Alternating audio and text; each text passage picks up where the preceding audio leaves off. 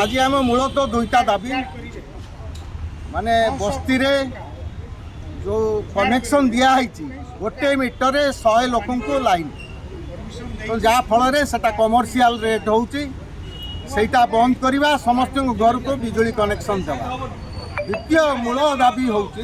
बर्तमान अतिरिक्त सिक्यूरीटी लोकों नधा जाऊ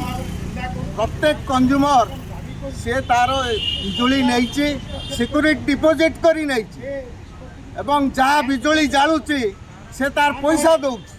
बर्तमान विभिन्न आलोरे गोटे अतिरिक्त सिक्यूरीटी से चार्ज कर जोटा को साधारण लोक एवं ओडिशार जनसाधारण जो मैंने उपभोक्ता शोषण शिकार हेबे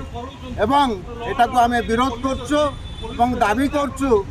यथाशीघ्र ओईआरसी एवं बिजुली कंपनी एथुरु ओहरिबा दरकार। सेमाने चाहुचंते माछ तेलरे माछ भाजिबा कथा